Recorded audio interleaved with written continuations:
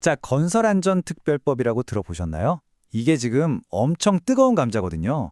한편에서는 우리나라 건설 현장의 고질적인 안전 문제를 드디어 해결할 수 있을 거라고 하고, 또 다른 한편에서는 아니, 이러다 산업 자체가 무너지는 거 아니냐고 걱정하고 있어요. 도대체 어떤 법이길래 이렇게까지 의견이 엇갈리는 걸까요? 오늘 그 속을 한번 제대로 들여다보겠습니다. 아니 근데 이 법이 갑자기 왜 나왔을까요? 그 시작은 사실 우리가 너무 자주 듣는 그래서 더 마음 아픈 소식에서부터 시작돼요. 맞습니다. 바로 끊이지 않고 들려오는 건설 현장의 사고 소식이죠. 여기서 다들 궁금하실 거예요. 아니, 법이 없는 것도 아닌데 왜 건설 현장 사고는 계속해서 반복되는 걸까요? 그렇죠. 바로 이 근본적인 질문에서부터 건설안전특별법에 대한 논의가 시작된 겁니다. 네, 맞아요. 사실 우리에겐 이미 중대재해처벌법이라는 아주 강력한 법이 있잖아요. 그런데도 사고가 계속 터지니까 전문가들이 지적하는 게 바로 건설업만의 특수성이에요. 이게 뭐냐면 건설 현장이라는 게 정말 복잡하거든요. 수많은 하청 업체들이 막 얽혀 있고 또 프로젝트마다 현장 상황이 다 다르잖아요. 그러니까 기존의 법만으로는 뭔가 이 복잡한 문제를 다 해결하기엔 역부족이다. 이런 목소리가 나온 거죠. 그래서 이제는 좀 패러다임을 바꿔보자는 움직임이 생긴 거예요. 맨날 사고 터지고 나서 처벌하는 그런 사후 약방문식 말고 아예 사고가 나기 전에 미리 막아보자는 거죠. 바로 사전 예방 중심으로요. 그래서 등장한 게 바로 이 건설안전특별법입니다. 자, 그럼 이 법의 핵심 아이디어가 뭐냐?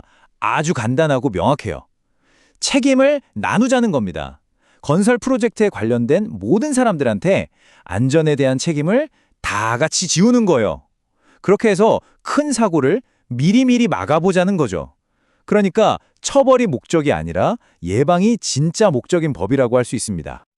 그럼 이 법이 가져올 가장 큰 변화, 가장 핵심적인 내용이 뭘까요? 그건 바로 책임이라는 단어의 무게를 완전히 재정해야 하는 거라고 볼 수 있습니다. 이게 진짜 이 법의 가장 혁신적인 부분인데요. 바로 책임의 범위를 정말 어마어마하게 넓혀버렸어요. 자, 한번 보세요. 원래는 사고가 나면 누가 책임을 졌죠? 주로 현장에서 직접 공사하는 시공사였잖아요. 그런데 이 법은 그게 아니에요. 이제는 프로젝트를 맨 처음 시작하는 사람, 그러니까 돈을 대는 발주자부터 시작해서 설계자, 또 공사를 감독하는 가물리자까지 말 그대로 관련된 모든 사람들이 안전에 대한 책임을 함께 지게 되는 겁니다. 완전히 새로운 그림이죠. 특히 여기서 주목해야 할 게 바로 발주자의 역할이에요. 사실상 모든 프로젝트의 시작점이잖아요. 이 법은 아예 처음부터 발주자가 무리하게 공사비를 깎거나 말도 안 되게 공사 기간을 짧게 잡는 걸 법으로 막아버려요. 심지어 공사를 하다가 이거 안전에 문제 생기겠는데? 싶으면 예산을 더 투입하든 기간을 늘려주든 이걸 책임져야 하는 의무까지 생긴다는 겁니다. 엄청나게 큰 변화죠?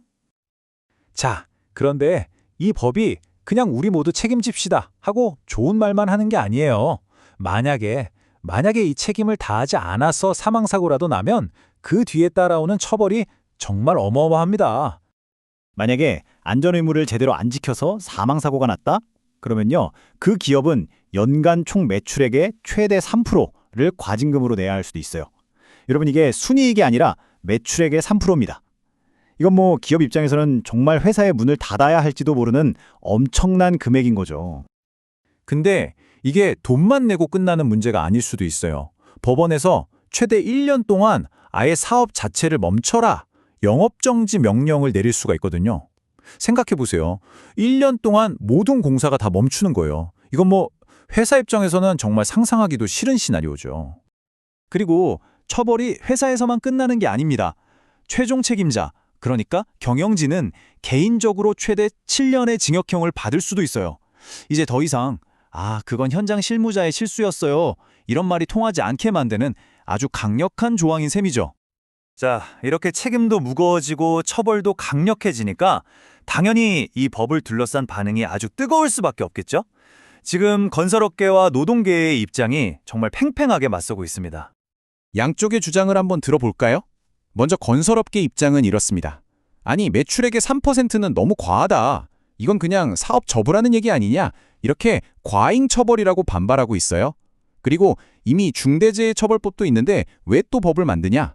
이건 명백한 이중처벌이다 라고 주장하고 있죠. 자, 그럼 노동계 입장은 어떨까요? 정반대입니다.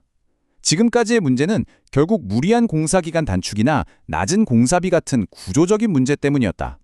이걸 해결하려면 돈줄을 쥐고 있는 발주자에게 책임을 묻는 이 법이 꼭 필요하다고 목소리를 높이고 있는 겁니다.